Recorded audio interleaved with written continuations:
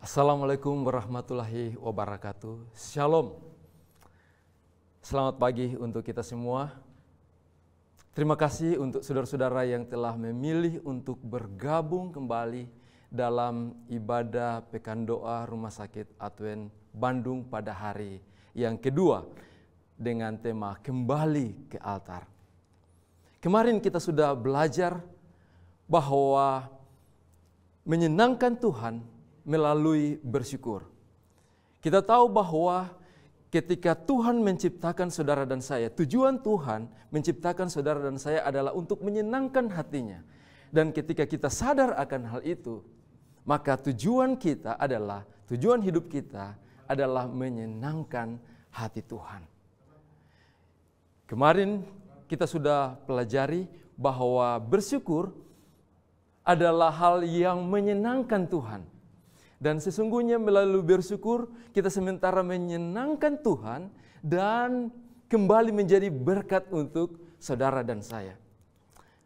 Dan kita sudah lihat bagaimana manfaat dari bersyukur. Ketika kita bersyukur, hati kita damai, hati kita penuh dengan sukacita, kita siap melakukan segala sesuatu dengan semangat. Karena kita tahu bahwa Tuhan bersama kita dan Tuhan akan bekerja bersama dengan kita. Bersyukurlah ketika hidup kita sehat. Bersyukurlah ketika rumah tangga kita aman dan damai. Bersyukurlah ketika kita mendapatkan berkat-berkat yang limpah lainnya. Dan bersyukurlah juga meskipun ketika kita Tuhan izinkan menghadapi sakit penyakit. Karena kita masih diberikan napas kehidupan.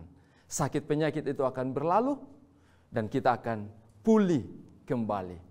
Oh, betapa indah hati yang bersyukur. Itu menyenangkan Tuhan dan kembali menjadi berkat untuk saudara dan saya. Pada pagi ini, di hari yang kedua kita akan membahas menyenangkan Tuhan melalui hidup saleh. Kehidupan yang saleh adalah kehidupan yang menyenangkan Tuhan. Dan itu juga akan kembali menjadi berkat untuk saudara dan saya. Ketika kita hidup saleh, inilah buktinya bahwa Tuhan merindukan, Tuhan menginginkan untuk kita hidup sempurna, suci dan saleh. Matius 5 ayat 48. Karena itu haruslah kamu sempurna sama seperti Bapamu yang di sorga adalah sempurna. Kemudian ayat selanjutnya 2 Petrus 3 ayat 11. Jadi jika segala sesuatu ini akan hancur secara demikian, betapa suci dan salehnya kamu harus hidup. Saudara yang kekasih, bahwa kita menyenangkan Tuhan melalui kehidupan yang saleh, kehidupan yang suci, kehidupan yang takut akan Tuhan. Dan Tuhan sangat bangga, Tuhan sangat senang dengan kehidupan umatnya yang suci, saleh dan bergantung hanya kepada Tuhan. Ada begitu banyak orang yang saat ini berpikir bahwa hidup sempurna seperti yang dikatakan di dalam Matius 5 ayat 48 dan 2 Petrus 3 ayat 11, hidup suci dan saleh ini tidak mungkin. Bahwa itu jauh dari upaya manusia. Manusia tidak mampu untuk melakukan ini. Hanya Yesus yang dapat melakukannya. Itulah sebabnya mereka berkata bahwa kita hanya percaya kepada Yesus. Kita tidak perlu melakukan hukum. Percaya kepada Yesus. Benarkah demikian? Saudaraku yang kekasih, konsep ini tentunya tidak benar. Karena bukti bahwa kita telah diselamatkan oleh Yesus, bukti bahwa kita mengasihi Yesus, bukti bahwa kita telah menerima kasih karunia Yesus Kristus adalah kehidupan yang seperti Yesus, adalah menghidupkan karakter Yesus. Dan bukti bahwa Yesus hidup di dalam kita adalah kehidupan yang suci, kehidupan yang saleh, artinya kita memiliki karakter Yesus. Mustahil bagi manusia, iya, kalau kita menggunakan kemampuan kita sendiri. Tetapi apabila kita bersama Yesus, Yesus ada di dalam kita, maka janji Tuhan pasti bahwa bagi Tuhan tidak ada yang mustahil. Bahwa kita dapat menyenangkan Tuhan melalui kehidupan yang suci, kehidupan yang saleh. Dan itulah yang Rasul Paulus katakan. di dalam perjuangan hidupnya. Begitu juga dengan saudara dan saya. Inilah yang kita sementara gumuli setiap hari. Galatia 2 ayatnya yang ke-20.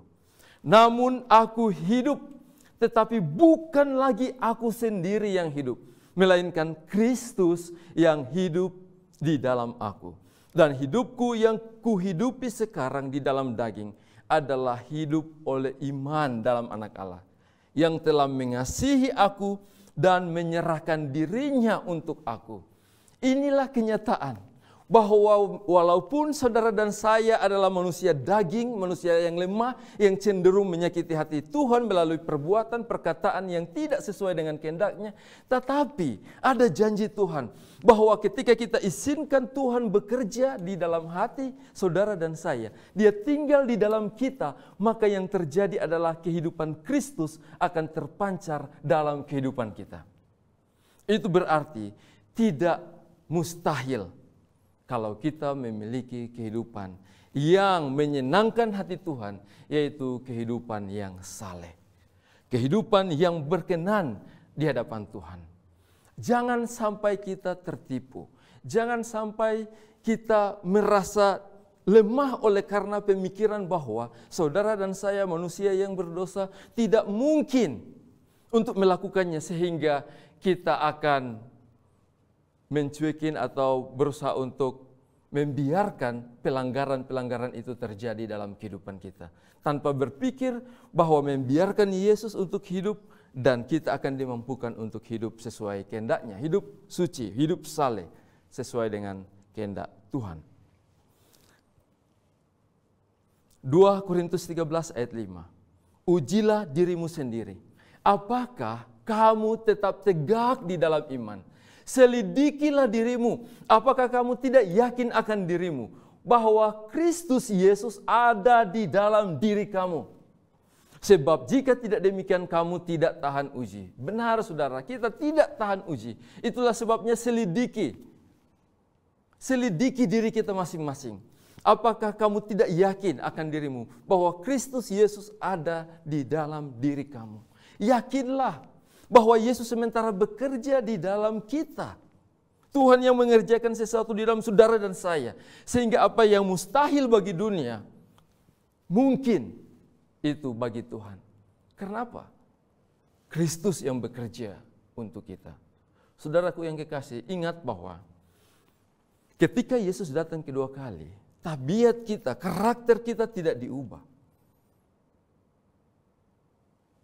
Hanya fisik kita. Karena karakter ini harus dibentuk setiap hari. Itu harus dimurnikan setiap hari untuk menjadi sama seperti Yesus. Itulah sebabnya.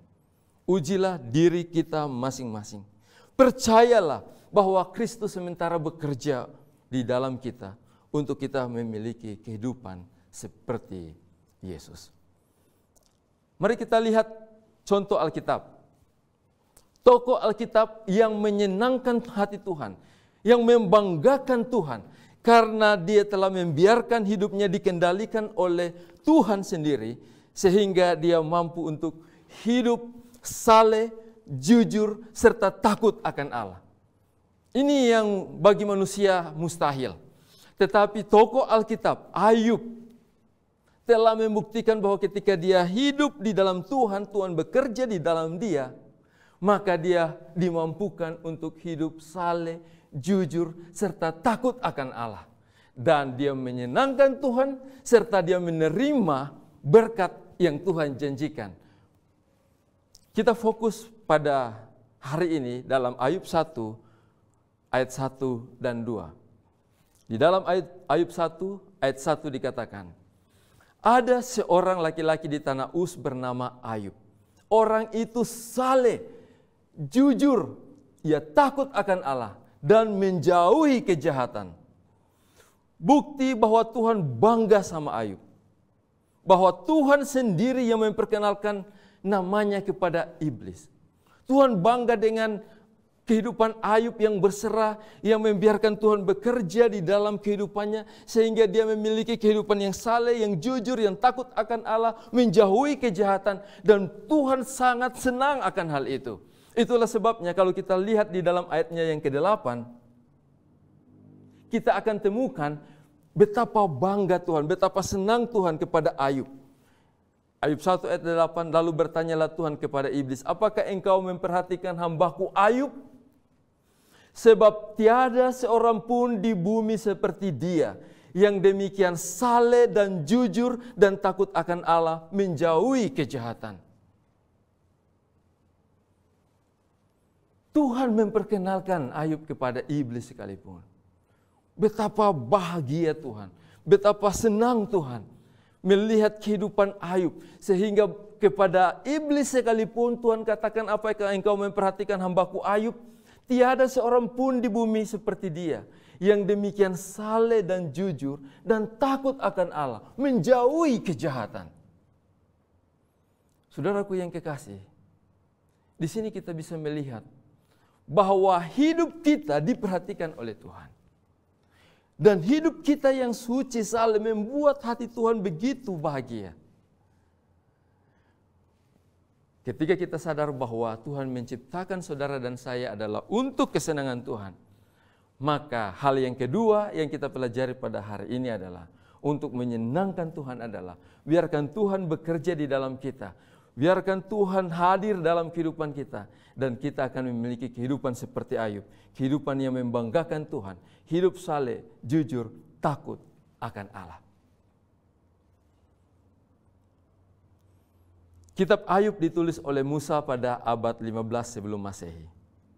Kalau kita lihat dalam kamus besar bahasa Indonesia, kata saleh itu adalah taat dan sungguh-sungguh menjalankan ibadah, suci dan beriman. Kemudian kata jujur itu adalah lurus hati, tidak berbohong, tidak curang, tulus, ikhlas. Kemudian takut akan Allah, hormat dan takwa kepada Allah. Menjauhi kejahatan, tidak mendekat dengan sengaja kepada kejahatan. Banyak orang beranggapan bahwa rugi kalau hidup saleh jujur. Rugi karena susah untuk jadi kaya, susah untuk naik jabatan. Kalau hidup saleh jujur, takut akan Tuhan. Ada orang yang beribadah kepada Tuhan supaya dia mendapatkan kaya. Motivasi untuk beribadah kepada Tuhan adalah supaya dia dapatkan harta, mendapatkan jabatan. Tetapi ada orang juga supaya mendapatkan harta atau jabatan, bertindak tidak jujur dan hidup tidak saleh. Tapi ada juga yang berfokus kepada Tuhan. Entah mau miskin, mau kaya, apapun yang terjadi, saya hanya fokus kepada Tuhan. Dan itulah Ayub. Ayub hanya fokus kepada Tuhan. Ayub hanya berserah kepada Tuhan, membiarkan Tuhan hidup di dalam dirinya. Tuhan yang bekerja dalam dirinya, sehingga dia mampu untuk hidup menyenangkan Tuhan. Dan akibatnya adalah dia diberkati oleh Tuhan. Ketika dia hidup saleh, suci, benar di hadapan Tuhan, menyenangkan Tuhan, apa yang terjadi adalah dia juga diberkati oleh Tuhan. Dan itulah yang kita lihat di dalam ayat 2. Buku Ayub ini ditulis oleh Musa. Pertama menceritakan kehidupan Ayub yang saleh, kehidupan Ayub yang berserah kepada Tuhan, kehidupan Ayub yang takut akan Tuhan. Dan ayat 2, ayat 3 menjelaskan tentang apa yang terjadi kepada mereka yang takut akan Tuhan. Apa yang terjadi kepada mereka yang hidup berserah, hidup saleh di hadapan Tuhan. Ayat 2 dikatakan, ia mendapat 7 anak laki-laki dan 3 anak perempuan. Ini adalah berkat Tuhan yang Tuhan nyatakan kepada umatnya yang setia kepadanya. Inilah yang terjadi dan dialami oleh Ayub. Ayat yang ketiga, ia memiliki 7.000 ekor kambing domba, 3.000 ekor unta, 500 pasang lembu, 500 keledai betina dan budak-budak dalam jumlah yang sangat besar. Sehingga orang itu adalah yang terkaya dari semua orang di sebelah timur. Ketika kita mengutamakan Tuhan, mencari Tuhan, hidup di hadapan Tuhan, membiarkan Tuhan yang bekerja di dalam kehidupan kita, sangat membanggakan Tuhan. Bahkan Tuhan sampaikan Kepada iblis sekalipun tidak ada di dunia ini yang hidup saleh, suci, benar seperti Ayub. Dan inilah hadiah yang Tuhan berikan kepada mereka yang hidup takut akan Tuhan. Berkat, berkat kesehatan, berkat anak-anak, harta, dikatakan orang itu adalah yang terkaya dari semua orang di sebelah timur. Kita sudah belajar kemarin bahwa ada banyak orang yang lebih mengutamakan harta dibandingkan Tuhan. Mencari Tuhan hanya untuk harta. Dan ketika sudah dapat harta, dia melupakan Tuhan. Tidak bersyukur. Namun Ayub berbeda. Ayub mengutamakan Tuhan, dan inilah yang terjadi dalam kehidupannya ketika dia mengutamakan Tuhan. Tuhan memberkati dia dengan anak laki-laki dan perempuan. Ia memberkati dengan harta. Hidup sehat, punya anak-anak yang bahagia, dan punya kenikmatan hidup melalui harta kekayaan. Bukankah itu yang dicari? Bukankah itu yang dirindukan? Dan Tuhan bangga. Karena ini adalah janji Tuhan.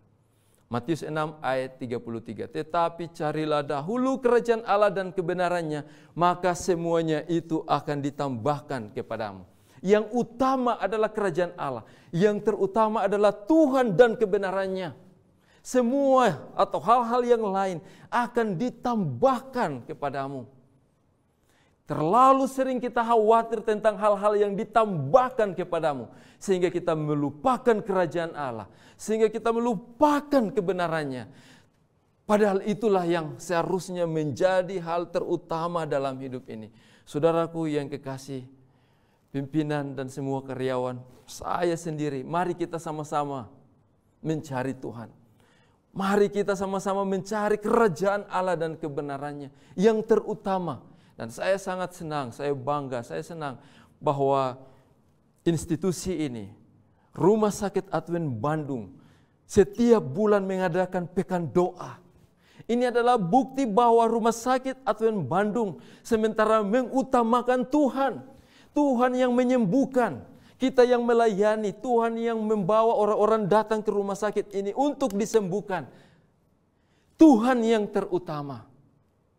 Bukan biaya, bukan budget yang terutama. Tuhan yang terutama. Yang lain-lain akan ditambahkan kepada kita ketika kita mendahulukan Tuhan, mencari Tuhan, menjadikan Tuhan yang terutama. Janji Tuhan ini telah menjadi bagian Ayub. Ayub telah merasakan berkat Tuhan ini. Dia telah setia kepada Tuhan, mengutamakan Tuhan, dan Ayub telah diberkati. Ayub telah diberkati. Namun saudara-saudara, kita perlu berhati-hati di dalam konsep ini. Jangan tertipu dan jangan menipu diri sendiri. Karena manusia melihat apa yang ada di depan mata, tetapi Tuhan melihat hati.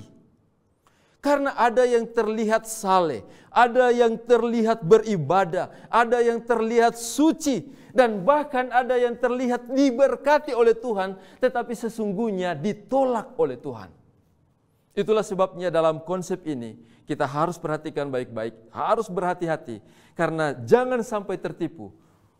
Dari pandangan manusia terlihat saleh, secara manusia terlihat suci, terlihat beribadah kepada Tuhan. Dan kita bisa melihat bahwa dia juga diberkati oleh Tuhan. Tetapi sesungguhnya dia ditolak oleh Tuhan. Mari kita lihat tokoh yang lain. Seorang muda yang kaya. Dalam Matius 19 ayat 21 dan 22, ada seorang datang kepada Yesus dan berkata, "Guru, perbuatan baik apakah yang harus kuperbuat untuk memperoleh hidup yang kekal?" Jawab Yesus, "Apakah sebabnya engkau bertanya kepadaku tentang apa yang baik? Hanya satu yang baik. Tetapi jika engkau ingin masuk dalam hidup, turutilah segala perintah Allah." Kata orang itu kepadanya, "Perintah yang mana?" Kata Yesus, "Jangan membunuh, jangan berzina, jangan mencuri, jangan mengucapkan saksi dusta. Hormatilah ayahmu dan ibumu dan kasihilah sesama manusia seperti dirimu sendiri." Kata orang muda itu kepadanya, "Semuanya telah kuturuti, apalagi yang kurang?" Lalu Yesus berkata kepadanya, "Jikalau engkau hendak sempurna, pergilah, jualah segala milikmu, berikanlah itu kepada orang-orang miskin, maka engkau akan beroleh harta di sorga. Kemudian datanglah kemari dan ikutlah aku. Ketika orang muda itu mendengar perkataan itu, pergilah ia dengan sedih sebab banyak hartanya. Orang muda yang kaya adalah mewakili orang-orang yang terlihat suci, saleh, beribadah, dan terlihat terberkati. Tetapi sesungguhnya ditolak oleh Tuhan. Ditolak oleh Tuhan. Karena mereka lebih mengasihi hadiah, mengasihi berkat dibandingkan Tuhan itu sendiri yang memberi berkat. Kita akan dipaksa untuk memilih. Satu saat cepat atau lambat, kita pada akhirnya akan dipaksa, akan didesak untuk buat pilihan. Apakah kita mengasihi Tuhan ataukah kita mengasihi ciptaan atau mengasihi berkat, mengasihi hadiah yang Dia berikan? Mana yang lebih kita kasihi? Dia yang memberi berkat atau Dia sumber berkat atau berkat itu sendiri? Kita akan dipaksa, kita akan didesak untuk buat pilihan seperti pemuda yang kaya ini. Sudah menurut hukum terlihat beribadah luar biasa, terlihat suci, saleh, dan terlihat diberkati. Namun sesungguhnya ditolak oleh Tuhan. Sadar atau tidak, kita ada dalam nubuatan Alkitab yang disebut sebagai jemaat Laodikia. Wahyu 3 ayat 5. Ayat 15, aku tahu segala pekerjaanmu. Engkau tidak dingin dan tidak panas. Alangkah baiknya jika engkau dingin atau panas. Ayatnya yang ke-16, jadi karena engkau suam-suam kuku dan tidak dingin atau panas, aku akan memuntahkan engkau. Buat pilihan dingin atau panas. Mengasihi Tuhan atau mengasihi berkat-berkatnya. Buat pilihan. Karena jika kita mengasihi Tuhan oleh karena berkat-berkat itu, kita akan didesak untuk buat pilihan dan pada akhirnya kita akan memilih sebagaimana pemuda ini. Lebih mengasihi hartanya dibandingkan mengasihi Yesus sebagai pemberi berkat itu. Buku Wahyu adalah nubuatan untuk saudara dan saya di zaman ini. Akan dimuntahkan karena engkau suam-suam kuku, karena saya suam-suam kuku, saya akan dimuntahkan. Manusia melihat secara luar, tapi Tuhan melihat hati. Apakah kita telah mengasihi Yesus? Itulah sebabnya di hari pertama kita sudah belajar bahwa berkat itu sesungguhnya yang dimaksudkan oleh Tuhan ketika Tuhan memberikan berkat adalah supaya kita datang kepada Tuhan, lebih mengenal Dia, lebih mengasihi Dia. Membawa kita untuk mengasihi Tuhan. Tapi ada yang kedua. Contoh yang kedua adalah Sakeus. Sakeus juga adalah orang yang kaya. Sakeus adalah orang yang kaya. Dan dia oleh karena mencapai kekayaan, ingin banyak hartanya, dia tidak saleh dan dia tidak jujur. Itulah sebabnya dia dibenci oleh banyak orang. Namun yang terjadi adalah ketika dia bertemu dengan Yesus, tadinya dia hidup tidak saleh, tadinya dia hidup tidak jujur, tadinya dia hidup tidak takut akan Tuhan. Tetapi ketika dia bertemu dengan Tuhan, apa yang terjadi? Perubahan hidup. Sakeus berubah. Ketika dia bertemu, ketika dia mengenal siapa Yesus. Dan dia berkata, tetapi dalam Lukas 19 ayat 8, tetapi Sakeus berdiri dan berkata kepada Tuhan, Tuhan, setengah dari milikku akan kuberikan kepada orang miskin. Dan sekiranya ada sesuatu yang kuperas dari seseorang, akan kukembalikan 4 kali lipat. Jauh berbeda dengan orang muda yang kaya. Sakeus, orang yang kaya, orang yang dibenci oleh masyarakat karena dia menipu, tidak jujur, tidak takut akan Tuhan. Tetapi ketika dia bertemu dengan Yesus, dia katakan, setengah dari milikku akan kuberikan kepada orang miskin. Karena dia tahu bahwa yang terutama adalah Tuhan. Yang terutama adalah Yesus. Apa guna kita memiliki dunia ini tetapi kehilangan Yesus? Apa gunanya kita memiliki banyak harta tetapi kita kehilangan Yesus? Fokus kita adalah Yesus. Fokus kita adalah Tuhan, juru selamat kita, pemilik kehidupan ini. Apa gunanya kita punya segala sesuatu di dunia ini? Seperti orang kaya, seperti pemuda yang kaya tadi. Tetapi kehilangan Yesus. Masih lebih baik Sakeus yang tadinya dibenci oleh karena tidak jujur, tidak saleh. Tetapi ketika dia bertemu dengan Yesus, dia bertobat, dia akui sepenuhnya, dan dia datang kepada Yesus. Dia buat pengakuan, datang kepada Yesus. Kembali lagi dalam ayat 1. Ayub 1 ayat 1. Ada seorang laki-laki di tanah Uz bernama Ayub. Orang itu saleh dan jujur. Ia takut akan Allah dan menjauhi kejahatan. Tuhan bangga kepada Ayub karena dia telah hidup saleh dan jujur. Saudara-saudara, Tuhan bangga ketika kita hidup saleh dan jujur. Sekali lagi bahwa kita dapat melakukan hal ini apabila Yesus menguasai hidup kita. Galatia 2 ayat 20, ini intinya. Aku hidup, namun aku hidup, tetapi bukan lagi aku sendiri yang hidup, melainkan Kristus yang hidup di dalam aku. Dan hidupku yang kuhidupi sekarang ini di dalam daging adalah hidup oleh iman dalam Anak Allah. Saudara, ketika kita mengasihi Yesus, mengutamakan Yesus, maka segala sesuatu yang lain yang merupakan milik Yesus akan menjadi milik kita juga. Ketika kita mengasihi Yesus, kita utamakan Yesus, hal yang lain yang merupakan milik Yesus akan menjadi bagian kita juga. Ujilah dirimu sendiri, apakah kamu tetap tegak di dalam Tuhan. Selidikilah dirimu, apakah kamu tidak yakin akan dirimu bahwa Kristus Yesus ada di dalam diri kamu. Sebab jika tidak demikian, kamu tidak tahan uji. Ujilah apakah Yesus sementara bekerja di dalam kita. Filipi 3 ayat 8. Inilah yang terjadi ketika Paulus merasakan kehidupan yang berserah, kehidupan yang hanya bergantung sepenuhnya kepada Tuhan. Filipi 3 ayat 8. Malahan segala sesuatu kuanggap rugi karena pengenalan akan Kristus Yesus Tuhanku. Lebih mulia daripada semuanya. Oleh karena dialah aku telah melepaskan semuanya itu dan menganggapnya sampah supaya aku memperoleh Kristus. Tadinya saya berpikir bahwa Paulus sebagaimana Sakeus, tadinya dia berfokus pada apa yang menjadi berkat atau sesuatu dari Yesus. Tetapi ketika dia bertemu dan mengenal siapa Yesus, yang lain akhirnya dia anggap sebagai sampah. Ketika dia memiliki Yesus, dia katakan yang lain dianggap sampah supaya aku memperoleh Kristus.